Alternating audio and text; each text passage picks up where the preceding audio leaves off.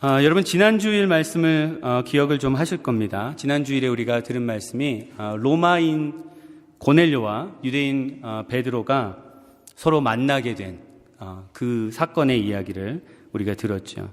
하나님께서는 이 두 사람에게 각각 환상을 보여주셨죠.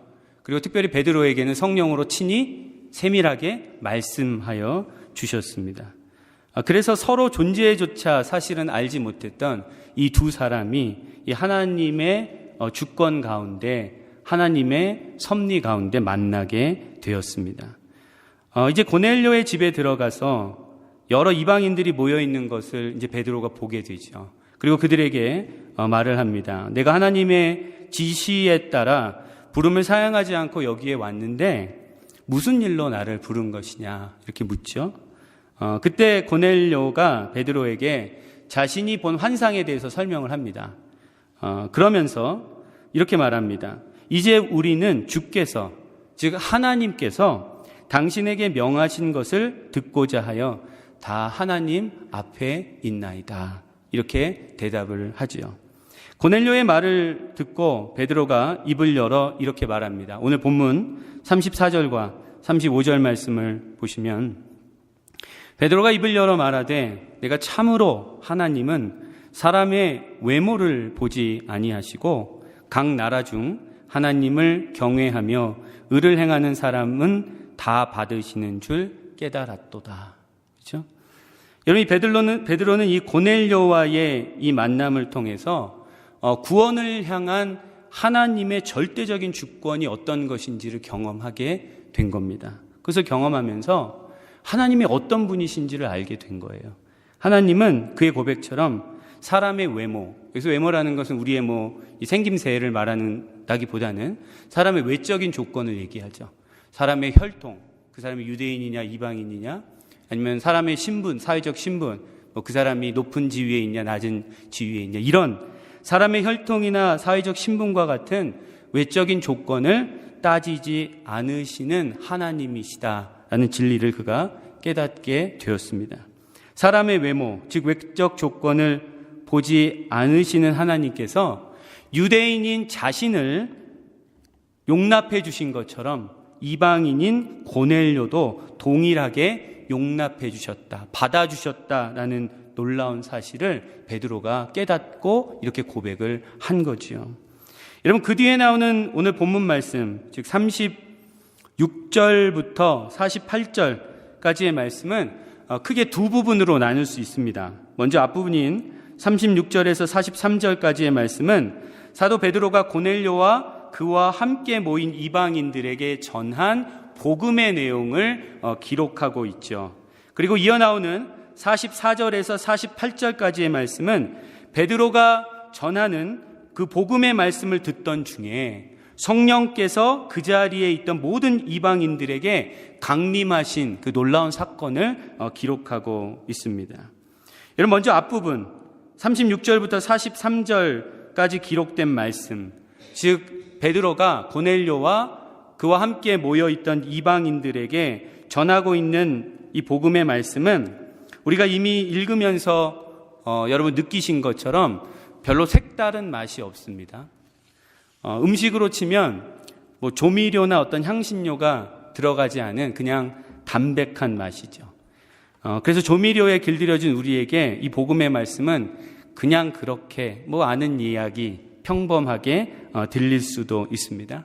그런데 여러분, 오늘 베드로가 전하는 이 복음의 말씀에서 우리가 주목해야 할 독특한 점이 있습니다.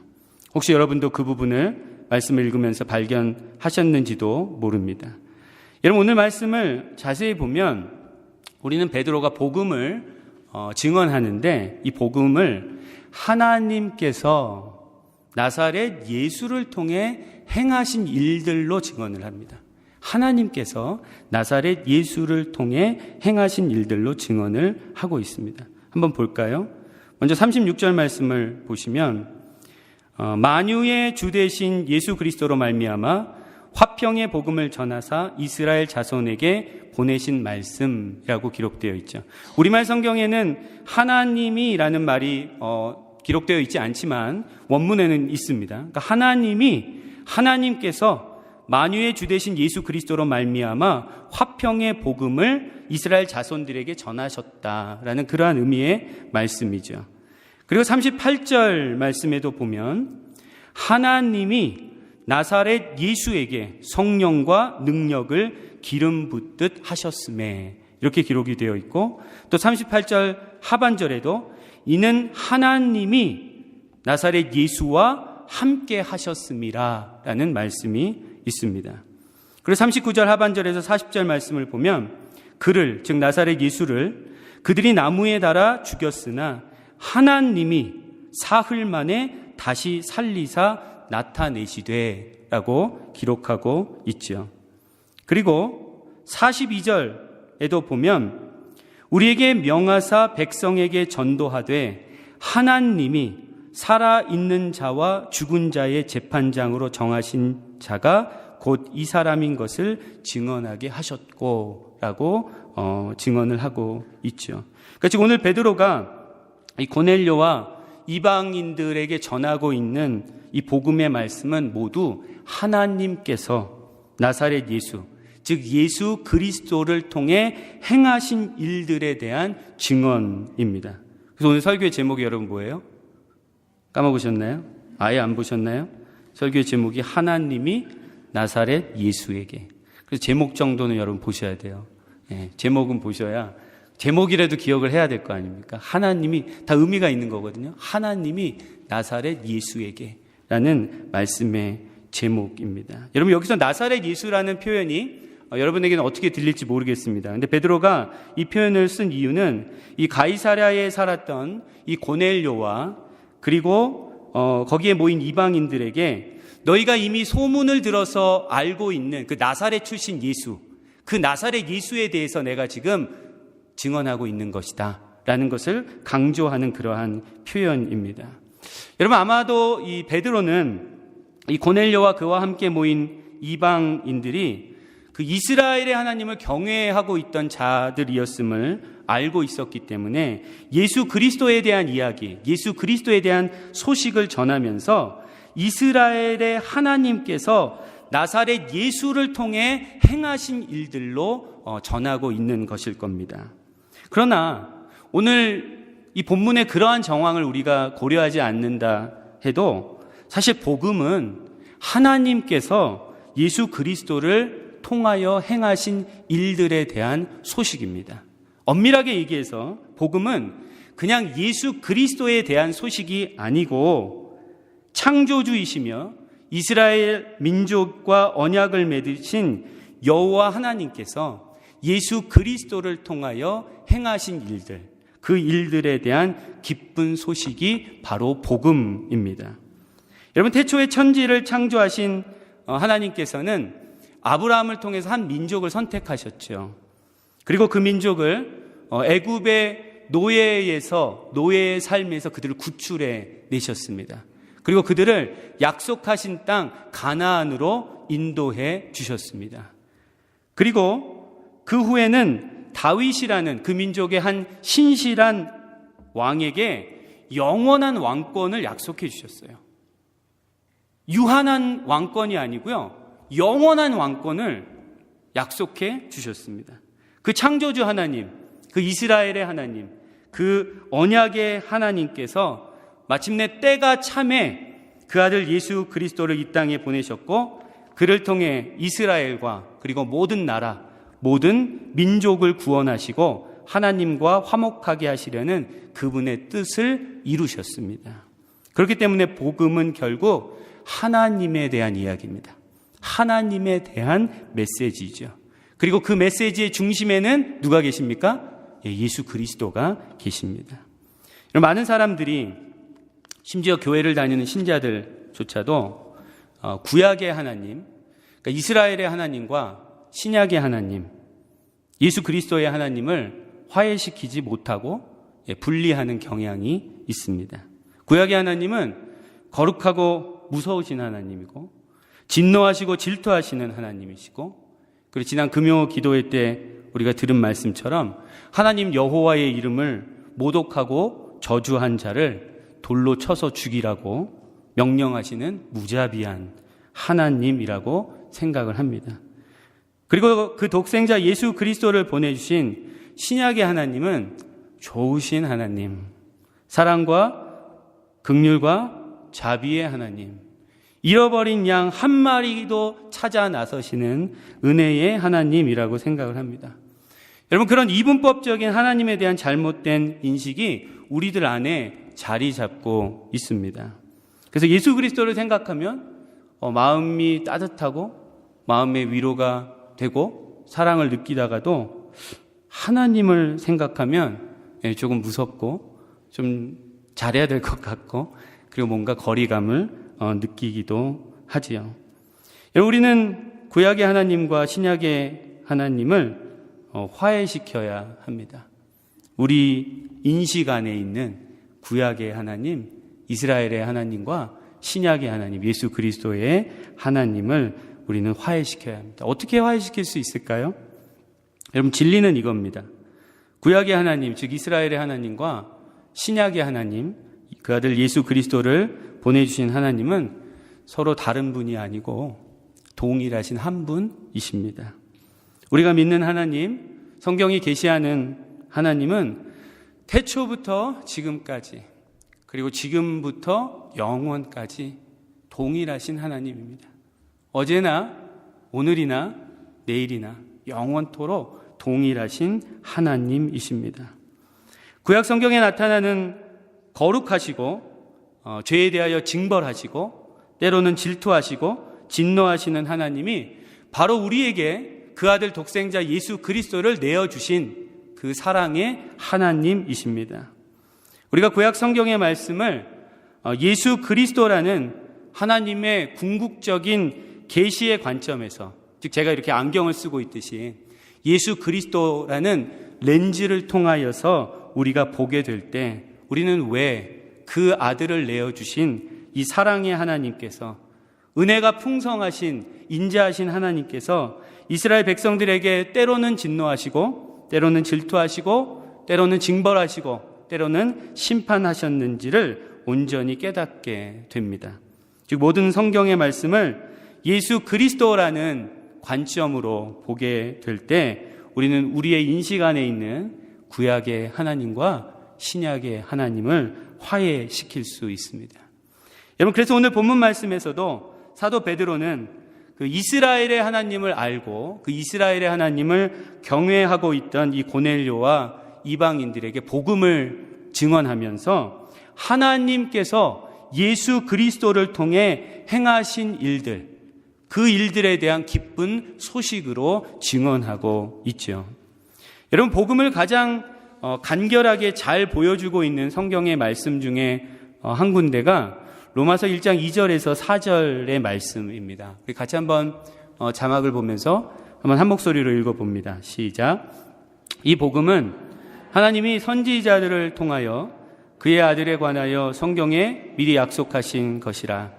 그의 아들에 관하여 말하면 육신으로는 다윗의 혈통에서 나셨고 성결의 영으로는 죽은 자들 가운데서 부활하사 능력으로 하나님의 아들로 선포되셨으니 곧 우리 주 예수 그리스도시니라. 여러분, 이 말씀이 증거하듯이 복음은 하나님께서 구약의 선지자들을 통해 그 아들에 관하여 성경에 미리 약속하신 것입니다. 우리 하나님은 약속하시는 하나님이세요. 언약의 하나님이십니다.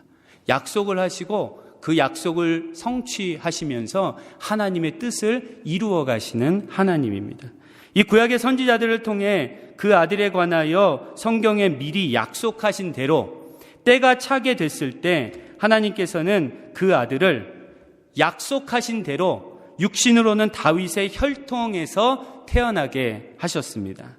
그리고 성령의 능력으로는 그 아들을 죽은 자들 가운데서 다시 살리셨습니다.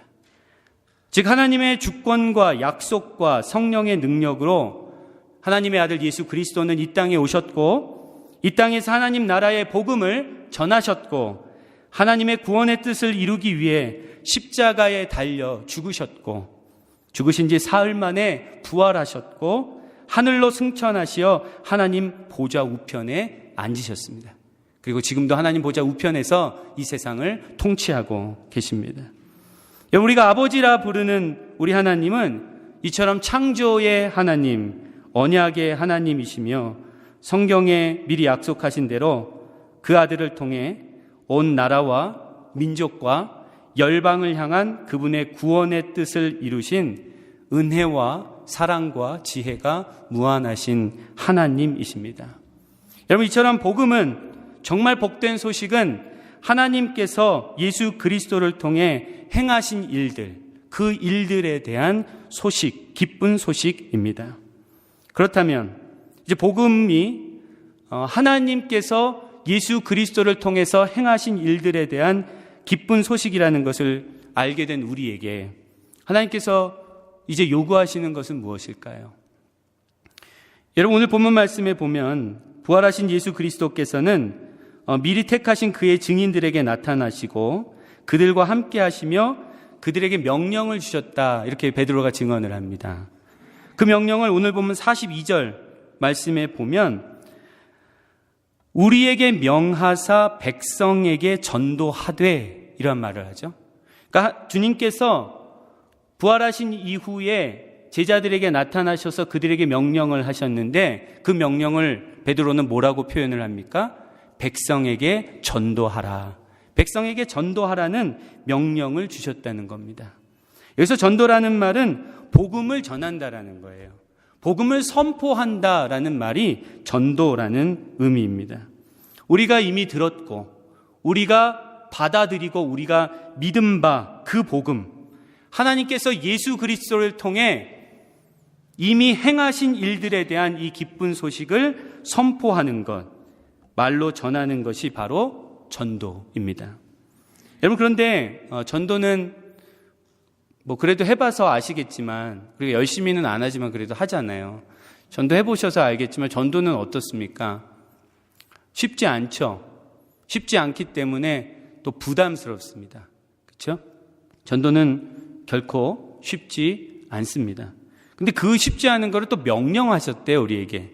그러니까 더 부담스럽죠. 쉽지 않은데 주님께서 우리에게 명령을 하셨다고 말씀이 기록되어 있죠. 더군다나 오늘 말씀을 우리가 들으면서 그런 마음이 우리한테 들 수 있습니다.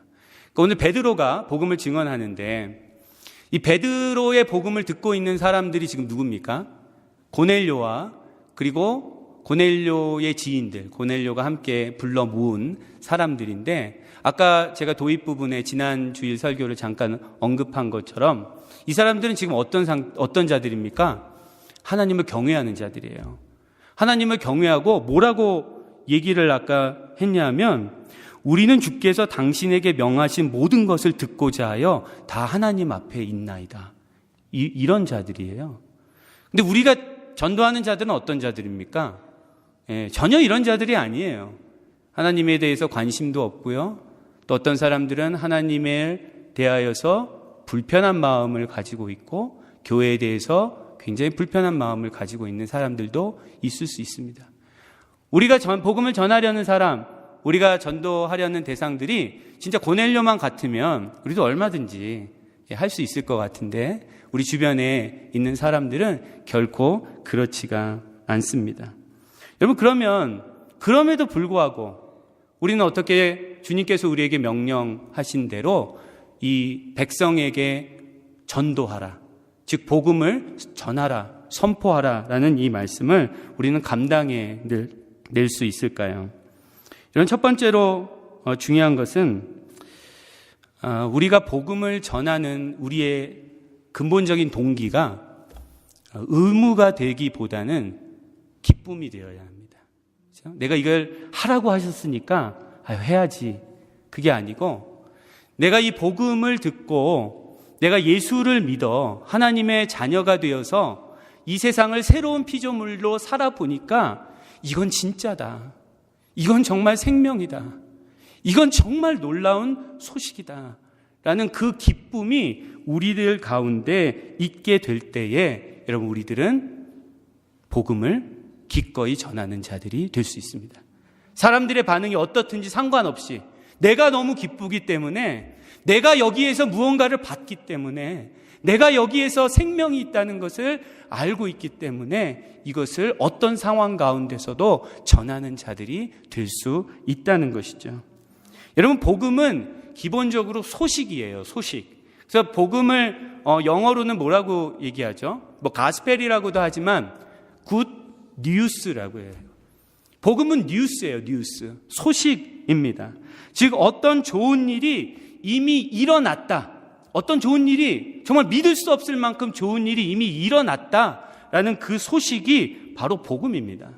그리고 전도는 뭐냐면 그 좋은 소식을 듣고 내가 너무 기뻐서 그 기쁨을 감당할 수가 없어서 그 소식을 막 사람들에게 알리는 것, 그것이 바로 전도입니다. 그럼 제가 조금 늦은 나이에 미국에서 대학원 공부를 하다가 제가 뒤늦게 하나님의 소명을 받았잖아요. 그래서 제가 그때 이제 한국에 귀국을 해서 신학대학원 입시 시험을 봤습니다. 나이가 그때 한 35 정도 됐고 아이들은 2. 근데 제가 생계도 감당하지 못하고 또 신학교를 들어간 신학생이 된 것도 아니고, 한국은 신학교를 들어가려면 입시 시험을 봐야 되거든요. 입시 시험을 보는 그 준비생이 된 거예요. 그러니까 이게 얼마나 저로서는 참 받아들이기 어려운 상황에 있었지요. 그리고 솔직하게 제가 시험을 준비했던 그 짧은 기간, 그리고 당시에 아주 높았던 이 경쟁률로 봐서는 제가 그 해에, 그 첫 해에 그 신학대학원 입학시험에 합격할 가능성은 지극히 낮았습니다. 굉장히 낮은 확률이었어요. 많은 학생들이 그 당시에는 재수는 기본이고요, 3수, 4수, 길게는 5수를 해가지고 그 신학대학원을 들어오는 그러한 상황에서 제가 입시시험을 준비하고 시험을 봤습니다. 그래도 시험을 보고 나서는 하나님의 은혜를 기대하면서 조금은 초조하게 결과를 기다리고 있었습니다. 근데 합격자 발표를 하루 앞두고 제가 섬기던 교회의 담임 목사님으로부터 전화가 온 거예요. 무슨 전화였을까요? 합격했다는 전화였습니다. 이 목사님이 너무 궁금하시니까 본인의 친구가 그 신학대학원에 교수로 있으니까 그분한테 전화를 해서 제가 어떻게 됐는지 물어보신 거예요. 그래서 합격을 했다, 이 전화를 받았습니다. 여러분, 그 소식이 저에게는 진짜 복음이죠, 복음. 그게 진짜 복음이었습니다. 얼마나 기뻤는지, 제가 그때 밖에서 나가 있다가 전화를 받고 이걸 주체할 수 없는 거죠. 복음이었습니다. 여러분, 이처럼 복음은 어떤 놀라운 좋은 일이, 믿을 수 없을 만큼 좋은 일이 일어났다는 소식입니다. 여러분, 그 기쁜 소식을 듣고 제가 어떻게 했을까요? 이거 나만 알고 있어야지. 제가 그랬을까요? 감당할 수 없는 이 기쁨에 제가 사랑하는 가족들에게, 그리고 저를 위해서 기도해 준 많은 교우들에게, 그리고 지인들에게 다 전화를 했죠. 이런 일이 일어났다고, 이런 믿을 수 없는 일이 일어났다는 것을 전했습니다. 여러분, 제가 그때 왜 그렇게 기뻤을까? 제가 지금도 이렇게 생각을 해보면 있을 수 없는 일이 일어난 거예요. 있을 수 없는 일들이 일어난 겁니다. 근데 여러분, 정말로 우리 주 예수 그리스도의 복음, 하나님께서 예수 그리스도를 통하여 행하신 일들은요, 있을 수 없는 일이 일어난 거예요. 여러분, 우리가 죄를 져서 우리가 그 죄를 담당하고 죽어야 되는데 하나님께서 그 아들을 우리의 죄를 담당하라고 보내주셨어요. 그 아들을 십자가에 죽게 하셨어요. 그리고 약속하신 대로 또 그분을 살리시고 부활시키시고 그분을 하나님 보좌 우편에 앉히셨어요. 여러분, 이건 있을 수 없는 일이 일어난 거예요. 이거는 제가 신학대학원에 합격한 거하고는요, 비교할 수 없는, 정말로 우리의 영혼과 관련된 생명의 일이 일어난 거예요. 평화의 일이 일어나게 된 거예요. 여러분, 그것이 바로 복음이에요. 그런데 어떻게 우리가 이 기쁜 소식을 듣고 가만히 있을 수가 있겠습니까? 세상의 사람들이 무지하고 세상의 사람들이 세상의 가치관에 너무나 물들어 있어서 우리의 말을 못 알아듣는다 할지라도 우리는 끊임없이 전하게 되겠죠. 정말로 이 복음이 우리를 기쁘게 한다면, 정말로 이 안에 기쁨이 있고 생명이 있고 이 안에 평화가 있음을 우리가 안다면 우리도 이 복음을 전하는 자들이 될 것입니다. 하나님께서 우리에게 요구하시는 것이 바로 그거예요. 너 복음을 들었지? 너 복음을 믿지? 그게 무슨 소식인지 알지? 너 기쁘지? 그래, 그 기쁨을 나눠라. 그 기쁨을 전해라. 그것이 바로 하나님께서 우리에게 요구하시는 겁니다. 우리에게 결코 무거운 짐을 지우시는 것이 아닙니다.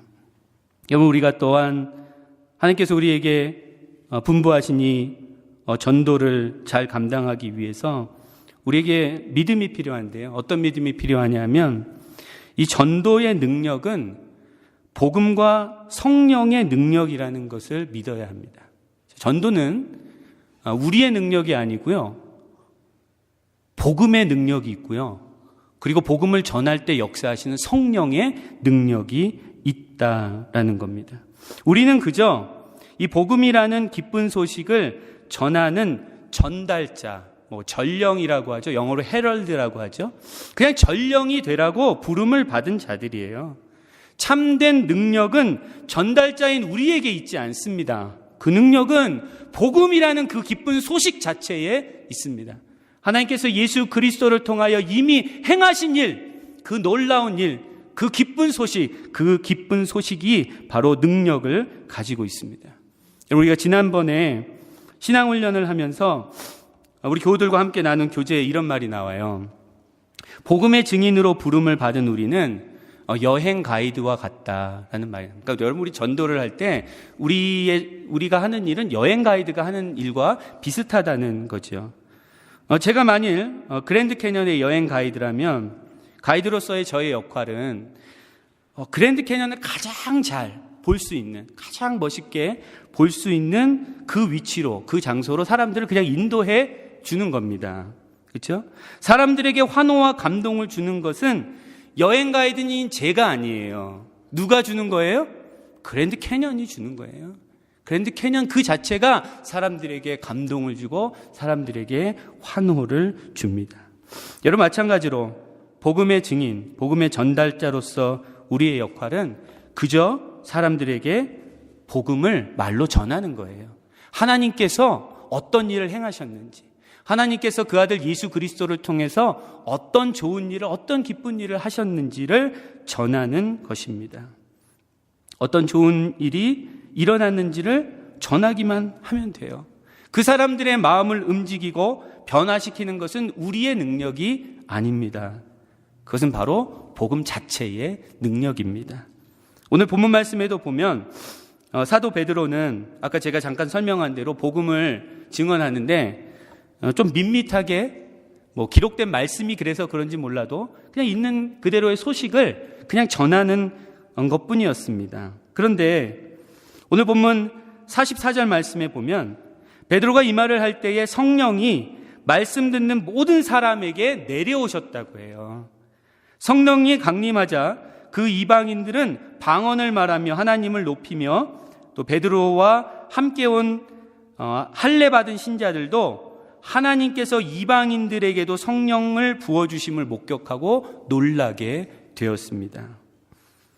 여러분, 우리가 분명히 믿어야 할 바는 우리가 기도로 준비하며 복음을 전할 때 성령께서는 그 택하신 자들에게 역사하시고 그들을 구원하신다는 진리입니다.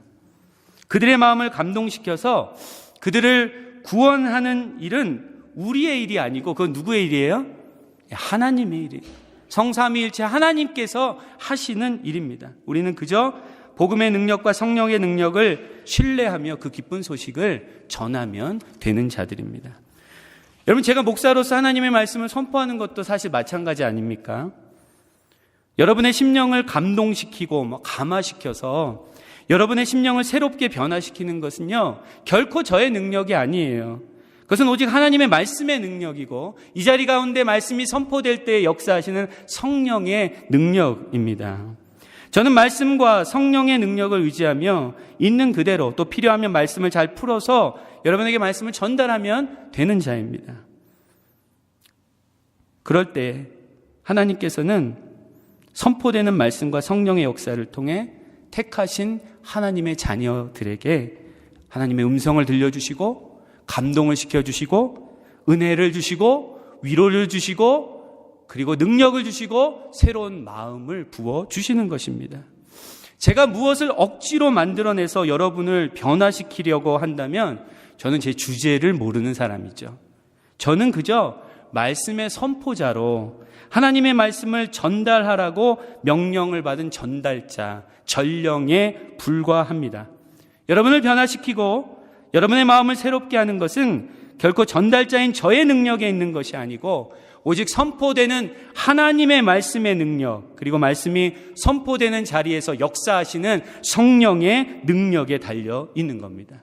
우리는 그 믿음을 가지고 함께 하나님 앞에 예배를 드리고 함께 하나님의 말씀을 듣고 있는 것이죠. 여러분, 오늘 말씀을 통해 우리는 분명히 들었습니다. 복음은 하나님께서 그 아들 예수 그리스도를 통하여 행하신 일들에 대한 기쁜 소식이다 라는 말씀을 들었습니다. 그리고 이 기쁜 소식은 세상에 전하여져야 된다. 정말로 이 복음이 우리 안에서 정말 기쁨을 일으킨다면, 복음으로 인한 그 기쁨과 감격과 감사가, 그 생명이 우리 안에 있다면 우리는 그 주체할 수 없는 기쁨을 가지고 사람들의 반응이 어떻든지 상관없이 복음을 전하는 전령들이 될 줄로 믿습니다. 그리고 그 믿음을 가지고 이 기쁜 소식이 선포되는 곳에 하나님의 생명과 구원의 역사가 반드시 일어나게 될 줄로 믿습니다. 그것이 오늘 우리가 들은 말씀입니다. 하나님께서 우리에게 요구하시는 것은 결코 사람들을 너희들의 말과 능력으로 설득해서 교회로 데리고 와라, 이런 것이 아닙니다. 복음에 대한 사람의 마음을 바꿀 수 있는 분은 오직 하나님밖에 없습니다. 우리는 사람들을 억지로 믿게 할 수 없어요. 사람들을 억지로 교회로 데리고 올 수 없습니다. 우리는 그저 복음과 성령의 능력을 의지하며 하나님께서 예수 그리스도를 통해 이미 이루신 일, 그 기쁜 소식을 사람들에게 전하면 되는 겁니다. 그것이 하나님께서 우리에게 요구하는 바입니다. 우리는 복음과 이 성령의 능력에 대한 믿음이 너무나 부족하기 때문에 복음을 전하는 일을 주저하죠. 그리고 복음을 전하는 일을 자꾸 이렇게 주저하기 때문에 더욱 복음과 성령의 능력에 대해서 점점 더 무지해져 갑니다. 오늘 말씀을 듣고 저와 여러분의 마음의 새로운 변화가 성령 하나님의 역사로 일어나기를 간절히 축원합니다. 먼저 그 복음이 정말 얼마나 믿을 수 없을 만큼 놀랍고 기쁘고 감사한 소식인지, 여러분, 그 하나님께서 예수 그리스도를 통하여 이루신 그 일들로 인하여서 우리에게 어떤 일이 일어났는지, 영원이라는 측면에서 어떤 일이 일어났는지를 정말 깊이 깨달을 수 있는 저와 여러분이 되시기를 소망합니다. 그래서 그 기쁨, 그 복음으로 인한 기쁨, 그 기쁨을 주체할 수 없어서 사람들의 반응이 어떻든지 간에 그것과 상관없이 기도하는 마음으로, 그리고 복음의 능력과 성령의 능력을 의지하는 그 마음을 가지고 힘써 담대하게 우리 주 예수 그리스도의 복음을 증거하는 저와 여러분, 그리고 우리 에덴교회가 되기를 우리 주님의 이름으로 간절히 축원합니다.